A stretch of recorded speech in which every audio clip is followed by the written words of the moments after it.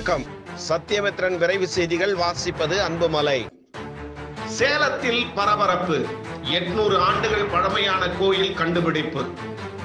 சேலம் மாவட்டத்தில் 3ஆம் குலோத்துங்க சோழனால் 1198ஆம் ஆண்டு நிறுவப்பட்ட கல்வெட்டு மற்றும் கோயில் கண்டுபிடிக்கப்பட்டுள்ளது.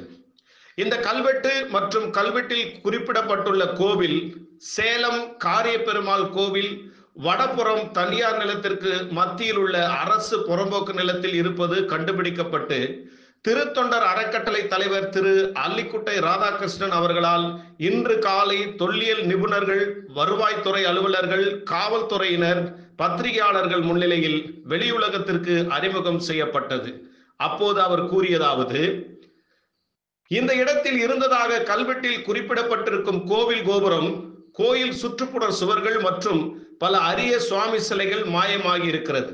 இவற்றை களவாடியவர்களை கண்டித்து அவற்றை மீட்க நீதிமன்றம் துணையுடன் சட்ட போராட்டம் மேற்கொள்ளப்படும் என்றும், கோவிலுக்கு சொந்தமான இடங்கள் குறித்து கண்டறிய குழு அமைக்கப்படும் என்றும் தெரிவித்தார். தற்போது இந்த இடத்தில் சிவலிங்கம், சண்டிகேஸ்வரர், பைரவர் மற்றும் வடபத்திர காளியம்மன் சிலைகள் மட்டுமே காட்சியளிக்கின்றன. சோழர் கால கல்வெட்டு சற்று தள்ளி நிறுவப்பட்டிருக்கிறது.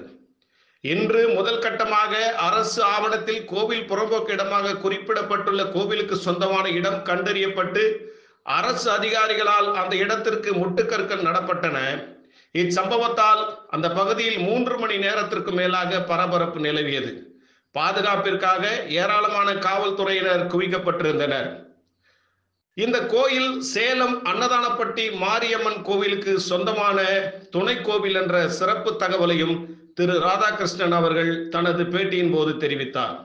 இந்த கல்வெட்டு குறித்த தகவல்கள் தஞ்சை தமிழ் பல்கலைக்கழகத்தால் வெளியிடப்பட்ட சேலம் நாமக்கல் மாவட்ட கல்வெட்டுகள் என்ற புத்தகத்தில் இடம்பெற்றுள்ளது குறிப்பிடத்தக்கது.